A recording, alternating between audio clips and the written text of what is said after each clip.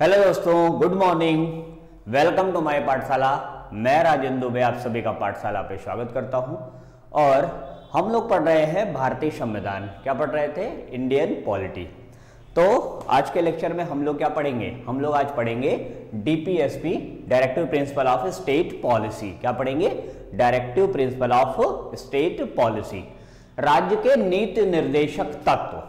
ठीक, तो क्या जरूरत थी राज्य के नीति निर्देशक तत्वों की संविधान में? ये कहाँ है, किस भाग में है, क्या क्या इसमें बताया गया है? इन्हीं सारे मुद्दों पे आज हम लोग चर्चा करेंगे। तो सबसे पहले देखते हैं कि किस भाग में है। ठीक, तो राज्य के नीति निर्देशक तत्व भारतीय संविधान के भाग 4 में है। कहां पे है? भाग 4 में, पार्ट 4 में है ये। और ये आर्टिकल 36 से, कहां से? आर्टिकल 36 से, आर्टिकल 36 से आर्टिकल 51 तक है। कहां तक है ये? अनुच्छेद 36 से लेकर के 51 तक है। और ये भारतीय संविधान में कहां से लिया गया है? तो यह भारतीय संविधान में आयरलैंड, कहां से? आयरलैंड के संविधान से लिया गया है। ठीक, तो दुनिया के मात्र 2 संविधान है। क्या? दुनिया के मात्र 2 संविधान है, एक आयरलैंड प्लस दूसरा है भारत।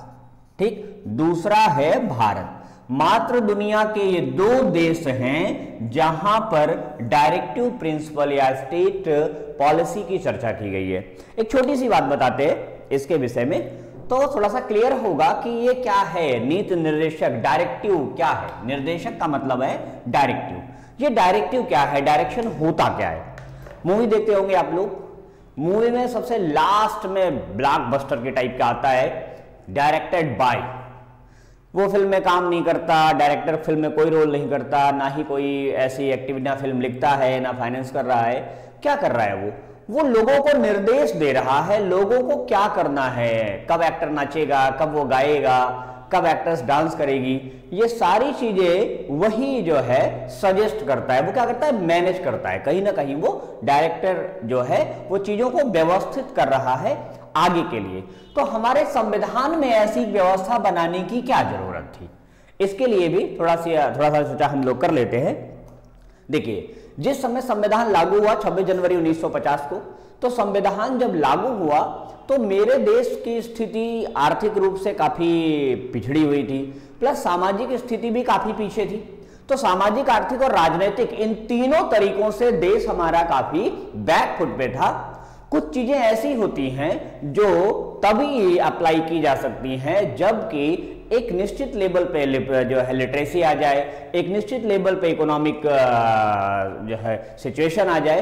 तो कहीं ना कहीं इकोनॉमिक, सोशल और पॉलिटिकल इश्यूज जो है जब काफी हायर हो जाते हैं तब कुछ चीजों को लागू किया जा सकता है। उसी तरह ये है राज्य के नीति निर्देशक तत्व।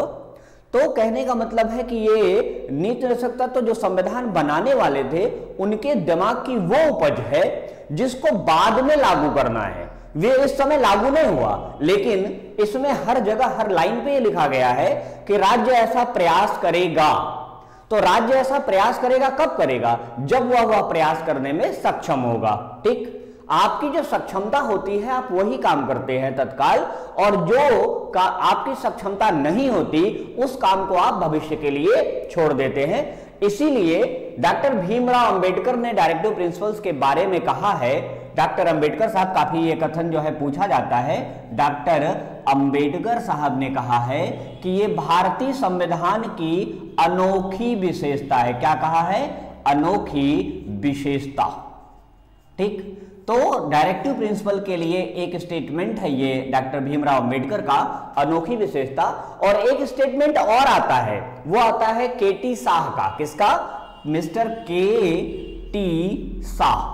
केटी शाह महोदय ने क्या कहा है इसके लिए कि ये एक ऐसा चेक है, एक ऐसा चेक है जिसका भुगतान बैंक अपनी सुविधा अनुसार करता है। कैसे करेगा?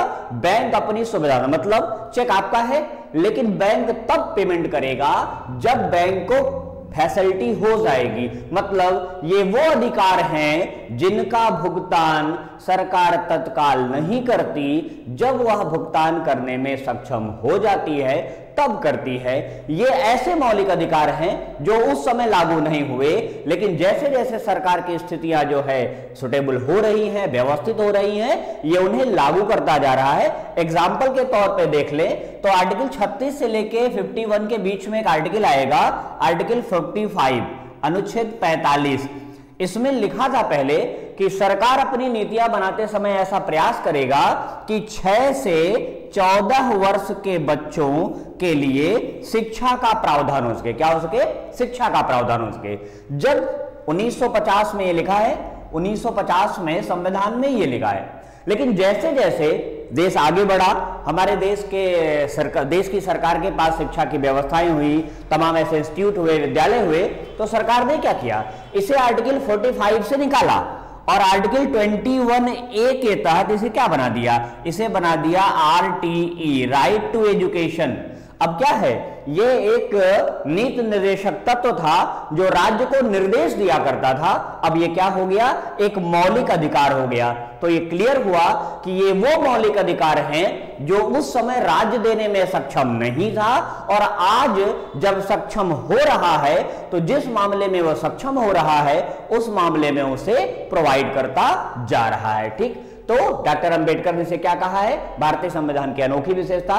केटी शाह ने कहा है कि ऐसा चेक है जिसका भुगतान बैंक अपनी सुविधा के अनुसार करता है।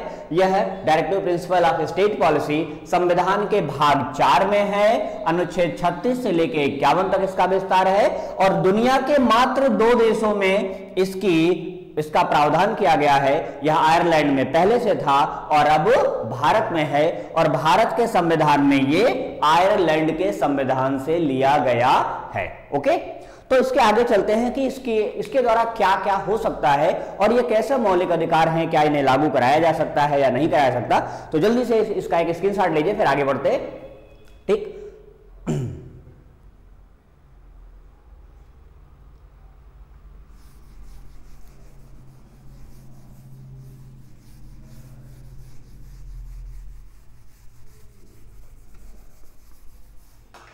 तो आते हैं मूल मुद्दे पर। देखिए, भारत क्या है, एक कल्याणकारी राज्य है।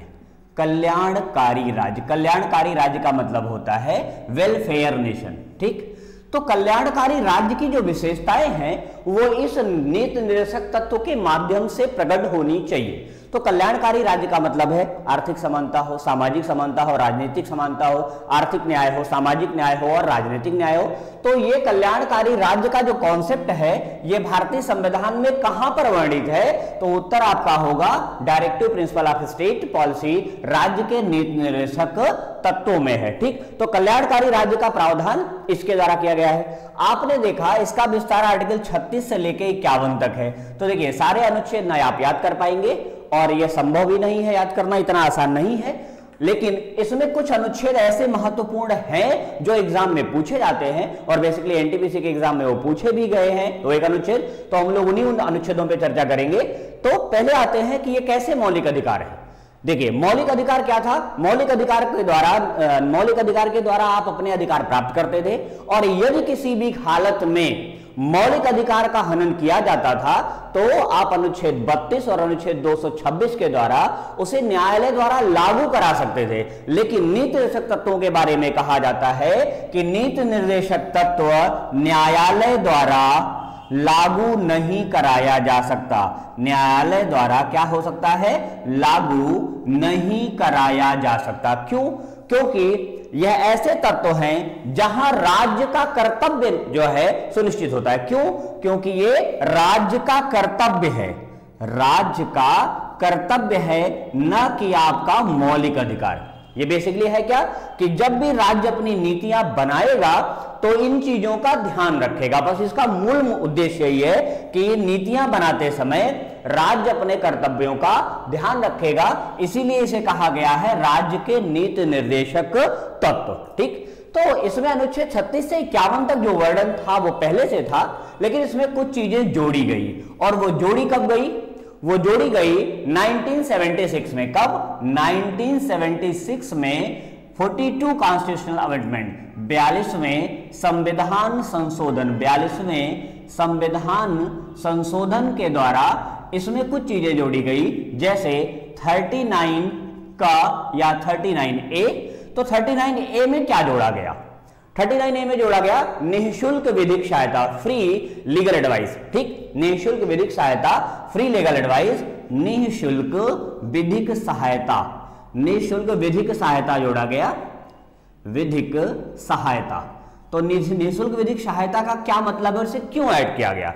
देखिए, निःशुल्क विधिक सहायता का मतलब यह होता है कि बहुत से ऐसे सिचुएशन बनते हैं, जैसे आपने देखा होगा ये बहुत से ऐसे लोग ऐसी सिचुएशन में अरेस्ट होते हैं कि उनके पास वकील हायर करने या एडवाइस लेने की जो है आर्थिक स्थिति नहीं होती, या किसी विदेशी देश का मुजरिम आपके यहाँ है, जैसे आपके यहाँ मुंबई कांड में जो था मुजरिम, क्या नाम उसका था, कसाब।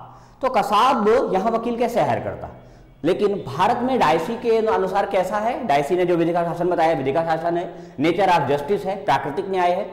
तो जब तक अपराधी को अपना पक्ष रखने का पूरा अवसर नहीं दिया जाएगा, तब तक उसके खिलाफ जो है कोई भी निर्णय नहीं सुनाया जा सकता। इसीलिए अनुच्छेद 39 का 39A में क्या दिया गया? इसमें जोड़ दिया गया कि राज्य का यह कर्तव्य है कि यदि कोई व्यक्ति ऐसी सिचुएशन में है कि वह अपने लिए लीगली एडवाइजर नहीं ले सकता, कोई वकील नहीं हायर कर सकता, तो सरकार क्या करेगी? उसे निःशुल्क विधिक सहायता उपलब्ध कराने का प्रयास करेगी। ठीक, एक ये जोड़ा गया, और दूसरा तत्व जोड़ा गया इसमें कि 43 का में, किसमें? अनुच्छेद 43 का में क्या है? उद्योगों के प्रबंध में श्रमिकों की भागीदारी, उद्योगों के प्रबंध में श्रमिकों की भागीदारी, प्रबंध में श्रमिकों की भागीदारी। ठीक, तो जो इंडस्ट्रियल मैनेजमेंट है इसमें लेबर की जो है पार्टनरशिप या पार्टिसिपेशन को ऐड किया गया। ठीक है, होता क्या है कि जब आप कोई प्लान करते हैं और किसी दूसरे के लिए करते हैं, अगर जिस व्यक्ति के लिए आपने प्लान किया है वह व्यक्ति उस प्लानिंग में शामिल है, तो उस प्लान को बेहतर तरीके से लीड करेगा, बेहतर तरीके से अप्लाई करेगा और उस कार्य को पूरी तन्मयता से करेगा। इसीलिए आर्टिकल 43A में या 43 का में जोड़ दिया गया कि इंडस्ट्रियल मैनेजमेंट में लेबर पार्टनरशिप भी होनी चाहिए ताकि इंडस्ट्री बहुत तेजी से ग्रोथ कर सके। क्लियर? इसके आगे एक और ऐड किया गया 48 का या 48A कह ले उसे। इसमें क्या है? पर्यावरण, पर्यावरण, एनवायरमेंट, वन, फॉरेस्ट और वन्य जीव, वन्य जीव का संरक्षण, ये तीन चीजें जोड़ी गई। ठीक, कब जोड़ी गई? ये जोड़ी गई 1976 में 42वें संविधान संशोधन के द्वारा। आर्टिकल 39A, 43A और 48A, पर्यावरण, वन, वन्य जीव का संरक्षण, इसके द्वारा जोड़ा गया ताकि सरकार जब अपनी पॉलिसी बनाए तो क्या करे? वो पर्यावरण और वन और वन्य जीवों के संरक्षण के लिए प्रयास करके सरकार ने इसके लिए प्रयास किया। आपके यहां देखिए 1972 में बाघ संरक्षण परियोजना चलाई गई, 1992 में गजमती परियोजना चलाई गई तो बाघों को संरक्षित किया गया, काले हिरन को मारने पे प्रतिबंध है, हिरन का शिकार प्रतिबंधित है। तमाम ऐसे जानवर के शिकार को प्रतिबंधित किया गया है ताकि उनका संरक्षण हो सके। वह किसके तहत किया गया है? आर्टिकल 48A 48 का के तहत किया गया है। तो ये तीन अनुच्छेद जोड़े गए कब? 1976 में 42वें संविधान संशोधन में, और अनुच्छेद 36 से लेकर 51 तक नीति निर्देशक तत्वों का प्रावधान किया गया है। तो इसके एक एक आर्टिकल पे हम थोड़ा सा डिस्कस करेंगे, लेकिन जो महत्वपूर्ण आर्टिकल होंगे उनको हम अलग से बताएंगे कि ये आर्टिकल महत्वपूर्ण है जो एग्जाम में पूछे आते हैं। तो शुरू करते हैं आर्टिकल 36 से। ठीक, तो पहले इसका एक स्क्रीनशॉट लीजिए, फिर आर्टिकल 36 पे आते हैं, आर्टिकल 36 पे जल्दी।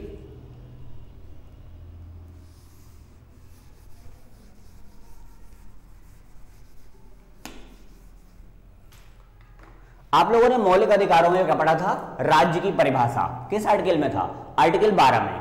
उसी तरह यहां पर भी आर्टिकल 36 में, आर्टिकल 36 में क्या बताया गया है? राज्य की परिभाषा, राज्य की परिभाषा कि राज्य का मतलब क्या है, राज्य कहते किसे हैं। तो जो चीज आर्टिकल 12 में थी सेम एज इट इज कि राज्य क्या है? राज्य का मतलब राज्य केंद्र और राज्य की सरकारें, संसद, विधानमंडल और उसके साथ साथ जो राज्य और केंद्र सरकार के समस्त प्रशासनिक अभिकरण है, समस्त जो है एडमिनिस्ट्रेटिव बॉडी है, वो टोटल के टोटल स्टेट के अंतर्गत आएगी। ठीक, तो राज्य की परिभाषा में राज्य और उसके जो टोटल के टोटल डिपार्टमेंट है लगभग वो सारे आते हैं इसमें राज्य की परिभाषा में। अब आते हैं आर्टिकल 37 में। 37 में बताया गया है कि मौलिक अधिकारों को तो आप न्यायालय द्वारा लागू करा सकते हैं, लेकिन नीति निर्देशक तत्वों मतलब डीपीएसपी को क्या करेंगे, न्यायालय द्वारा लागू नहीं कराया जा सकता। न्यायालय द्वारा लागू नहीं कराया जा सकता। क्यों नहीं कराया जा सकता? क्योंकि ये ऐसे तत्व हैं जो राज्य के कर्तव्य हैं, न कि आपके मौलिक अधिकार। आप मौलिक अधिकारों को लागू करा सकते हैं, इन्हें नहीं। देखिए एक सिंपल सा एग्जांपल देते हैं कि यदि आपके घर में कार नहीं है और आप कार से चलने की जिद करने लगे, तो घर वाले आपसे वादा ही कर सकते हैं कि भविष्य में, अभी आपके पास कार नहीं है, तो जब आप सरकार से ये चीजें मांगेंगे और सरकार इसे देने में सक्षम नहीं है, तो सरकार कहां से देगी? इसलिए सरकार ने इसके लिए क्या किया है, इसके लिए प्रयास करने की बात कही है कि जब सरकार सक्षम होगी तो क्या करेगी, इसे लागू करेगी। इसीलिए कहा गया है कि इसमें जो लिखा गया है संविधान में इस भाग में, उसे न्यायालय द्वारा लागू नहीं कराया जा सकता है, क्योंकि अभी राज्य सक्षम इसके लिए नहीं है। ठीक, आते हैं आर्टिकल 38 पे। ठीक, आर्टिकल 38 क्या है इसमें? आर्टिकल 38 में कोई बताएगा? आर्टिकल 38 में है सामाजिक, आर्थिक और राजनीतिक न्याय। क्या है? सामाजिक, सोशल, आर्थिक और राजनीतिक न्याय। इसका क्या मतलब है, सामाजिक, आर्थिक और राजनीतिक न्याय का? तो सामाजिक, आर्थिक, राजनीतिक न्याय का मतलब है कि जब सरकार अपनी पॉलिसी बनाएगी तो इस बात का ख्याल रखेगी कि समाज के अंदर किसी भी प्रकार का सामाजिक भेदभाव ना हो, किसी भी प्रकार का सामाजिक कटुता ना उत्पन्न हो, किसी भी प्रकार की आर्थिक असमानता का स्तर इस प्रकार न बढ़े, इकोनॉमिक डिफरेंस इतना ना बढ़े कि लोगों के अंदर जो है विद्वेष पैदा हो, या पॉलिटिकल पार्टनरशिप, राजनीतिक भागीदारी भी सबकी बराबर हो। इसके लिए सरकार ने तमाम कानून बनाए। टैक्सेशन का रेशियो आप देख लीजिए, जो टैक्स स्लैब होता है वो देख लीजिए। साथ साथ आपके संविधान के मौलिक अधिकारों में भी जैसे अस्पृश्यता के अंत जैसी चीजें हैं, तो सामाजिक दायित्व को निभाता है। और राजनीतिक अधिकार में सभी व्यक्तियों को, जो व्यक्ति सामान्य है मानसिक रूप से और सामाजिक रूप से, उसे राजनीतिक रूप से भागीदारी लेने का जो है पूरा अधिकार है। तो आर्टिकल हो गया 37, 36 और 38। इसमें सबसे बेहतरीन और सबसे इंपॉर्टेंट आर्टिकल है आर्टिकल 39। तो आर्टिकल 39 पे थोड़ी सी चर्चा करेंगे, क्योंकि ये बार बार पूछा जाता है कि संविधान के किस भाग द्वारा इसे प्रवृत्त किया गया है। तो आर्टिकल 39 पे आते हैं। आर्टिकल 39 पे 39 में क्या बताया गया है? 39 में बताया गया है कि स्त्री पुरुष, आर्टिकल 39 में सिर्फ एक भाग नहीं है। 39 क, ख, ग, घ, या इसे आप ए, बी, सी, डी, ई और एफ भी कह सकते हैं। इसे आप ABCD में डिवाइड कर सकते हैं और क, में। तो 39 का कहता है कि स्त्री पुरुषों की समान जीविका। क्या है? स्त्री और पुरुष की समान जीविका। क्या है?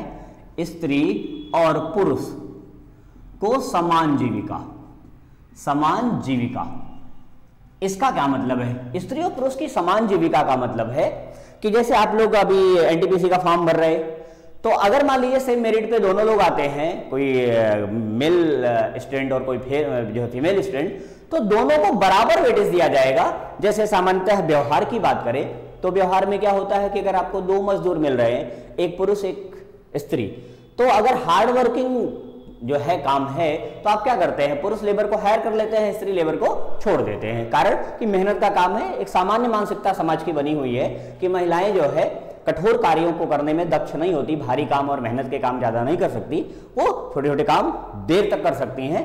तो यहां पर क्या बताया गया कि जी नहीं, ऐसा कुछ नहीं है। आपका संविधान मानता है कि स्त्री और पुरुषों को समान भागीदारी मिलनी चाहिए, और इसी अनुच्छेद के कार्यान्वयन में धीरे धीरे आपके भारत सरकार के सभी डिपार्टमेंट में, इमीडिएट आर्मी तक में भी स्त्रियों की भागीदारी बनती चली जा रही है। ठीक, तो आप कहीं भी अप्लाई करें, किसी भी सेक्शन में अप्लाई करें, तो स्त्री और पुरुषों को समान भागीदारी दी गई है। दूसरी बात बताई गई है कि संसाधनों पर सामूहिक हित, क्या है? संसाधन, जो आपके रिसोर्सेज हैं, इस पर क्या होगा? सामूहिक हित होगा। संसाधनों पर सामूहिक अधिकार, मतलब अगर चाहे नेचुरल रिसोर्सेज हो या किसी अन्य प्रकार का कोई रिसोर्सेज हो, तो इस पर क्या होगा? इस पर सभी का सामूहिक हित होगा।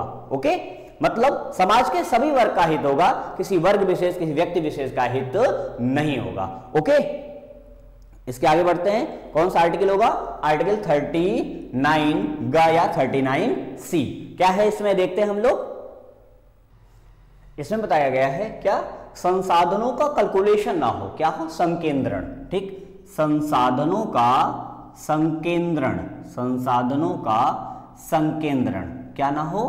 संकेंद्रण ना हो, कैलकुलेशन ना हो। ठीक, होता क्या है कि जैसे अभी भी देख लीजिए कि हमारे टोटल नेशनल इनकम का लगभग 80%, कितना? 80% पार्ट, हमारे नेशनल इनकम का लगभग 80% भाग, 80% भाग सिर्फ 20% जनसंख्या के पास चला जाता है। टोटल जो नेशनल इनकम है, इसका 80% भाग मात्र 20% जनसंख्या के पास, तो बचा कितना इनकम? बचा इनकम मात्र 20%। ये 20% इनकम लगभग 80% पॉपुलेशन के पास जाता है। ये सिनेरियो है अभी भी।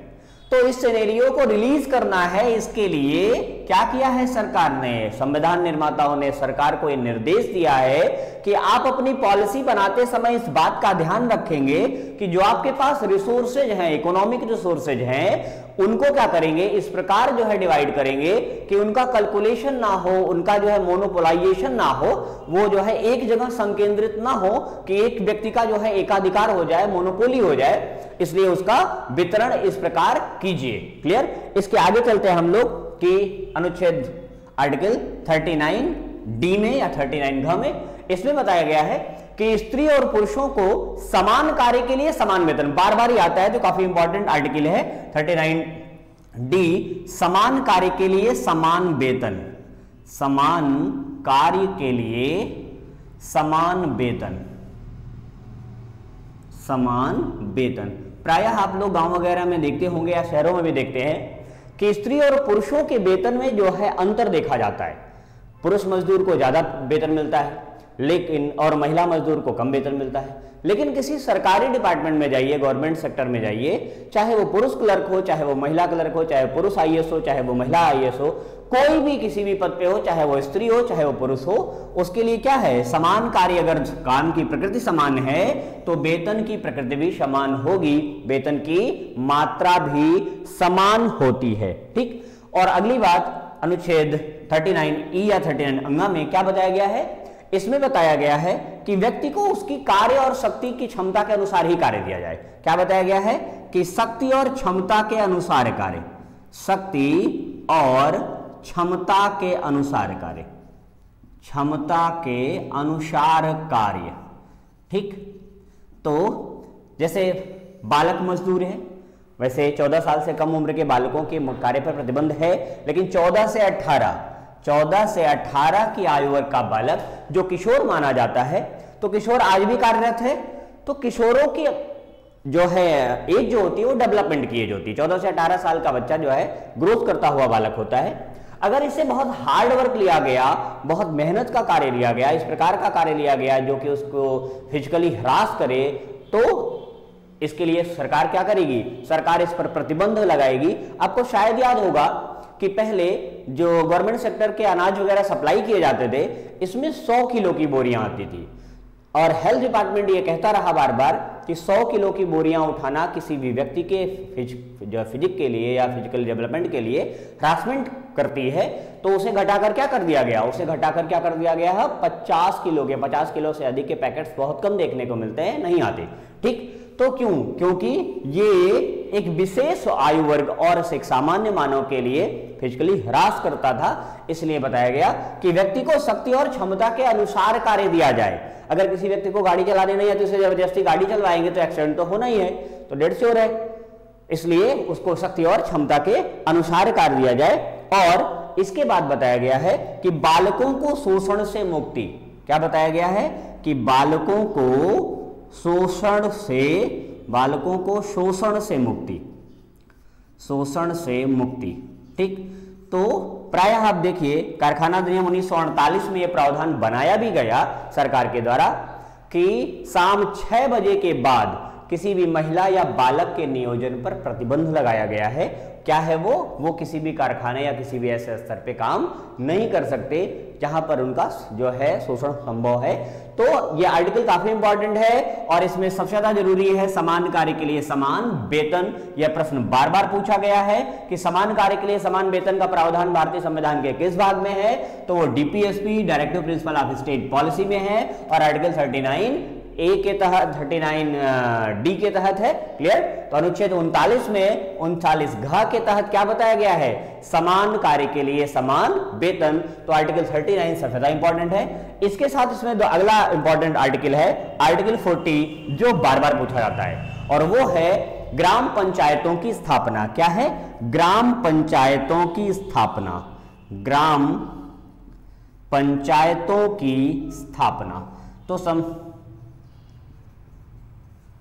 ग्राम पंचायत, ठीक, तो ग्राम पंचायतों की स्थापना का प्रावधान संविधान के किस भाग में था? अनुच्छेद 40 के तहत डीपीएसपी में था, directive principle of state policy में। यह प्रश्न भी काफी इंपॉर्टेंट है, यह आर्टिकल भी इंपॉर्टेंट है। इसके साथ आर्टिकल 44 अनुच्छेद 44, 41, 42, 43 इतना महत्वपूर्ण नहीं है जबकि मैं बता देता हूं। 41 में है काम शिक्षा और लोक सहायता का अधिकार, 42 में है प्रसूति सहायता, 43 में है कर्मकारों को निर्वाह मजदूरी, जैसे मनरेगा में जो मजदूरी तय की जाती है वो आर्टिकल 43 के तहत तय की जाती है। तो खैर वो परीक्षा के पॉइंट ऑफ व्यू से बहुत जरूरी नहीं है, एनटीपीसी में इतना ज्यादा हार्ड वर्किंग सिलेबस नहीं होगा।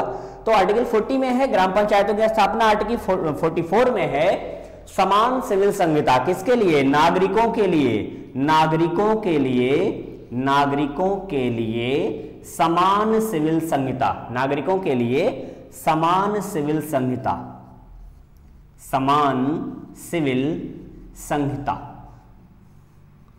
ठीक, समान सिविल संहिता का क्या मतलब है?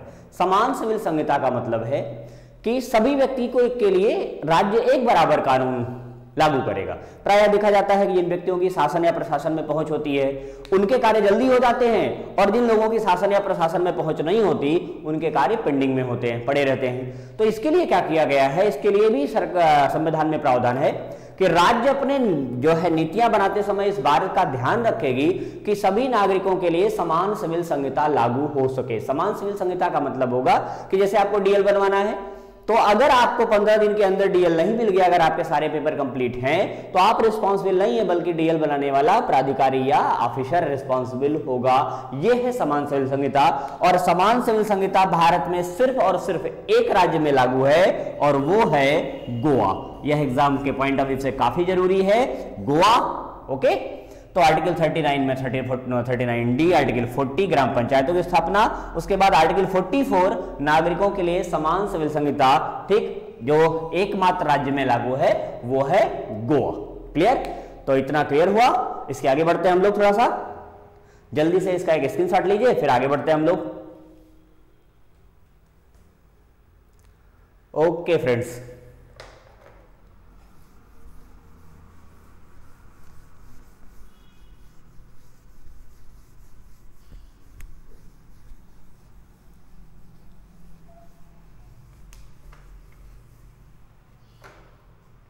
इसके बाद अगला आर्टिकल इंपॉर्टेंट है 45 अनुच्छेद 45। ठीक, ये है आर्टिकल 45। मैंने अभी अभी बताया कि अनुच्छेद 45 में था क्या, अब उसे बदला गया। 86 कॉन्स्टिट्यूशनल अमेंडमेंट 86वें संविधान संशोधन के द्वारा इसे बदला गया। और इसमें था पहले कि 6 से 14 वर्ष, कहां से? 6 से 14 वर्ष के बालकों को जो है शिक्षा का प्रावधान, शिक्षा का प्रबंध करेगी। इसमें था पहले क्या कि ये सरकार का दायित्व होगा, सरकार का यह कर्तव्य होगा कि वो क्या करेगी, 6 से 14 वर्ष के बालकों के लिए शिक्षा का प्रावधान करेगी। ठीक, यह जब संविधान बना 1950 में इसे लागू किया गया। लेकिन धीरे धीरे सरकार के पास क्या हुआ, शिक्षा के प्रबंध उचित होने लगे। जब शिक्षा के प्रबंध उचित हो गए, शिक्षा की व्यवस्था हो गई, तमाम विद्यालय हो गए, तो सरकार ने इसे 86वें संविधान संशोधन द्वारा इसे वहां से रिलीज कर दिया। और इसे रिलीज किया तो यहाँ एक नया ऐड किया गया, वहां ऐड किया गया कि बालकों की शिक्षा और उनके सेहत की, उनके देखभाल की बात जो है बताई गई। इसमें बताया गया कि राज्य का कर्तव्य होगा कि बाल्यावस्था में, मतलब 0 से 6 वर्ष तक के बालकों की शिक्षा और साथ साथ इनका पोषण और देखभाल।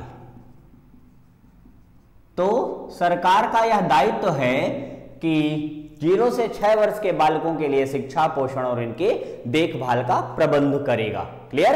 तो यहां पर अब नई चीज ऐड हुई है। कब ऐड हुई है? ये ऐड हुई है सन 2002 में। 2002 में 86 कॉन्स्टिट्यूशनल अमेंडमेंट के द्वारा इसे हटाया गया और इसे ऐड किया गया कि 0 से 6 वर्ष तक के बालकों की शिक्षा, पोषण और देखभाल की जिम्मेदारी किसकी होगी? राज्य की होगी। और राज्य अपनी नीतियां बनाते समय इस बात का ध्यान रखेगा, और सरकार रखती भी है। आपके यहाँ आंगनबाड़ी जैसी संस्थाएं चल रही हैं, वो किस लिए चल रही हो कि यह राज्य का कर्तव्य है और राज्य अपने कर्तव्यों का निर्वाह कर रहा है। ओके, तो आर्टिकल 44 के बाद इसमें अगला सबसे इंपॉर्टेंट आर्टिकल है आर्टिकल 51। कौन सा? आर्टिकल 51 भारतीय संविधान का एकमात्र अनुच्छेद जो भारत की नहीं, भारत के बाहर के देशों की भी बात करता है। यह एग्जाम में पूछा गया है और शायद भविष्य में भी पूछा जाए। आर्टिकल 51 बताता है अंतरराष्ट्रीय शांति और सुरक्षा। क्या कहता है? अंतरराष्ट्रीय शांति और सुरक्षा। ठीक, इंटरनेशनल पीस एंड सेफ्टी। मतलब राज्य या सरकारें जब कानून बनाएंगी तो उसमें इस बात का विधिवत ख्याल रखेंगी, इस बात को जो है केयर करेंगी इस बात का कि इंटरनेशनल पीस और इंटरनेशनल सेफ्टी जो है वो कायम रहे। क्लियर? तो यह एकमात्र अनुच्छेद है भारतीय संविधान का जो भारत की नहीं, भारत के नियमों कानूनों की नहीं, बल्कि अंतर्राष्ट्रीय स्तर पे नियमों कानूनों की वकालत करता है या उसकी चर्चा करता है। यह एग्जाम में पूछा गया है कि भारतीय संविधान के किस अनुच्छेद में अंतर्राष्ट्रीय या किसी वैदेशिक संबंध की बात की गई, किसी विदेश की चर्चा की गई है या अंतर्राष्ट्रीय चर्चा की गई है, और वो आर्टिकल है आर्टिकल 51। ओके फ्रेंड्स, तो ये कंप्लीट हुआ भाग 4। ये भाग 4 कंप्लीट हुआ आपका, जिसमें था आपका नीति निर्देशक तत्व। और इसी से लगा हुआ भाग है भाग 4 का पार्ट 4A। ठीक, 4A भी इसे कहते हैं। ठीक, पार्ट 4A इसमें क्या है? इसमें है मूल कर्तव्य। मूल कर्तव्य तो आज ही हम लोग इस पे भी चर्चा कर लेंगे क्योंकि बहुत शार्ट है, इसमें बहुत कुछ नहीं आते क्वेश्चंस।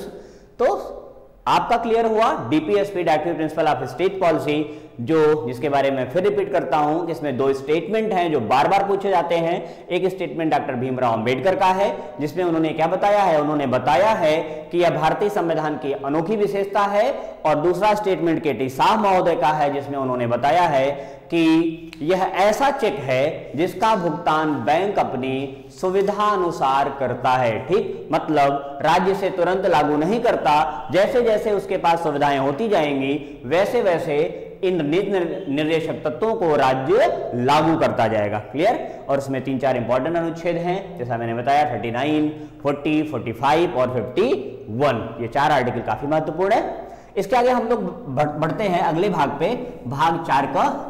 ठीक, जो भाग 4 का ही एक उपभाग है जिसे जोड़ा गया बाद में। तो पहले इसकी एक कहानी है जो सुनते हैं। कांग्रेस गवर्नमेंट के दौरान इस बात पर सरकार ने विचार किया कि जब जो मौलिक अधिकार है संविधान में और यह मौलिक अधिकार नागरिकों को प्राप्त है राज्य के विरुद्ध, तो क्या अधिकार होना चाहिए और कर्तव्य नहीं? क्या अधिकारों के बिना कर्तव्य अधूरा नहीं है? एक सिंपल से एग्जाम्पल की बात करते हैं कि यदि हमारे आपके ऐसे कोई परिचित लोग, ऐसे कोई सगे संबंधी इस हालत में हैं कि बिल्कुल में हमारी केयर नहीं करते, क्या उनके आदेश और निर्देश हम मानेंगे? क्या उनकी सलाह और आदेश को जो है मानना बाध्यकारी होगा? जी नहीं। ठीक, लेकिन अगर वो अपने कर्तव्यों का यथोचित पालन करते हैं आपके साथ, तो उनकी कही गई बात को आप टाल नहीं पाएंगे। क्या एक सामान्य मानव व्यवहार है, और आपका संविधान भी टोटल के टोटल मानव व्यवहार पे है। क्लियर? तो यहां आते हैं कि भाग 4 का में एक ऐसी क्या आवश्यकता थी जो मौलिक कर्तव्य जोड़ा गया। तो मौलिक कर्तव्य के लिए जब सरकार ने चर्चा की तो 1976 में 1976 में स्वर्ण सिंह की अध्यक्षता में कमेटी बनाई गई। कौन? स्वर्ण सिंह की अध्यक्षता में। इस समय कांग्रेस गवर्नमेंट थी और आपकी प्राइम मिनिस्टर थी इंदिरा गांधी। तो इंदिरा गांधी के समय में यह कमेटी बनी और 1976 में ही स्वर्ण सिंह कमेटी की रिपोर्ट भी आ गई। तो स्वर्ण सिंह महोदय ने रिकमेंड किया कि जी हाँ, संविधान में मौलिक अधिकारों के साथ साथ मौलिक कर्तव्यों का भी होना जरूरी है। और इन्होंने, स्वर्ण सिंह महोदय ने मात्र 8 मौलिक कर्तव्य, 8 मूल कर्तव्य सुझाए थे। कितने? 8 मूल कर्तव्य सुझाए थे। और लेकिन जब संसद ने मूल कर्तव्यों को शामिल करने के बारे में विचार किया तो उसने 8 नहीं बल्कि कितने? 10 मूल कर्तव्य शामिल किए। ठीक, और ये मूल कर्तव्य शामिल किए गए 1976 में, 1976 में 42वें संविधान संशोधन के द्वारा। 42वें संविधान संशोधन, ठीक, 42वें संविधान संशोधन, 42 कॉन्स्टिट्यूशनल अमेंडमेंट। तो मूलतः एक प्रश्न बनता है, यहां से बार बार बना हुआ है कि क्या मौलिक कर्तव्य भारत के मूल संविधान का भाग था? जी नहीं, कतई नहीं, क्योंकि मूल कर्तव्य भारतीय संविधान जो 1950 में लागू हुआ उसमें नहीं था। इसे बाद में जोड़ा गया, जबकि मौलिक अधिकार और नीतिनिदेशक तत्व, नागरिकता जैसे तत्व थे पहले से, मूल कर्तव्य नहीं था। और जब मूल कर्तव्य जोड़ा गया भारतीय संविधान में 1976 में, तो ये मूल कर्तव्य सोवियत संघ, ठीक, जिसे आप आज रूस कहते हैं, सोवियत संघ का विखंडन हुआ, अब आज वह रूस के नाम से जाना जाता है। तो सोवियत संघ के संविधान में था मौलिक कर्तव्य। तो माना जाता है कि भारतीय संविधान में जो मूल कर्तव्य ऐड किया गया वह कहां से प्रभावित है? वह रूस या सोवियत संघ से प्रभावित है। और मात्र दुनिया के 3 देश के संविधान ऐसे हैं जहां पर मौलिक कर्तव्यों का वर्णन किया गया है। एक तो रूस हो गया और दूसरा जापान हो गया। तो रूस प्लस जापान के बाद भारत तीसरा ऐसा देश है। ठीक, भारत। तो रूस, जापान और भारत दुनिया के 3 ऐसे देश हैं जहां के संविधानों में मूल कर्तव्यों का वर्णन किया गया है। ठीक, तो यह भारतीय संविधान में कब जुड़ा? 1976 में। फिर से एक बार रिपीट करता हूं कि जब 1950 में संविधान लागू हुआ तो मूल कर्तव्य नहीं था। मूल कर्तव्य भारतीय संविधान में नहीं था। इसे 1976 में स्वर्ण सिंह समिति की सिफारिश पर भारतीय संविधान में जोड़ा गया था। स्वर्ण सिंह ने मात्र 8 मूल कर्तव्य सुझाए थे। जब इसे संसद द्वारा जोड़ा गया तो संसद ने 10 मूल कर्तव्य जोड़े, 2 बढ़ाए उसमें, और यह मूल कर्तव्य भारतीय संविधान में 1976 में 42वें संविधान संशोधन के द्वारा जोड़ा गया था। तो इनकी संख्या थी 10, लेकिन वर्तमान समय में एक इसमें और ऐड कर दिया गया है। ठीक, तो उस पर चर्चा कर लेते हैं कि वो कब ऐड किया गया और किसने ऐड किया, और ये मूल कर्तव्य किसके शासनकाल में आए। तो ये मूल कर्तव्य के समय सरकार थी किसकी? कांग्रेस की, और 1976 में जुड़े। लेकिन सन 2002 में 86वें संविधान संशोधन के द्वारा, 86 कॉन्स्टिट्यूशनल अमेंडमेंट, 86वें संविधान संशोधन के द्वारा एक मूल कर्तव्य और ऐड किया गया, +1। तो 10 और +1, तो वर्तमान समय में कितने हैं? वर्तमान में कुल मूल कर्तव्य हैं 11। कितने? वर्तमान समय में मूल कर्तव्यों की संख्या है 11। और बार बार पूछा जाता है कि ये मूल कर्तव्य कब जोड़े गए? तो 2002 में जोड़े गए, 86वें संविधान संशोधन में जोड़े गए। और इस समय अटल बिहारी वाजपेयी की सरकार थी। ठीक, अटल बिहारी वाजपेयी जी की सरकार थी, और मतलब वाजपेयी जी ने 86वें संविधान संशोधन के द्वारा 2002 में 11वां मौलिक कर्तव्य जोड़ा, और 11वां मूल कर्तव्य है कि प्रत्येक माता पिता और अभिभावक का यह दायित्व होगा कि वह 6 से 14 वर्ष के बालकों को शिक्षा का अवसर प्रदान करेंगे। ओके फ्रेंड्स, तो ये रहा आपका मौलिक कर्तव्य और इसके आगे की क्लास हम लोग कंटिन्यू करते रहेंगे। आज की क्लास में बस इतना ही। थैंक यू, और कोशिश करिएगा कि इस पे कमेंट दीजिएगा और इसे लाइक और शेयर करिएगा। Okay, thank you.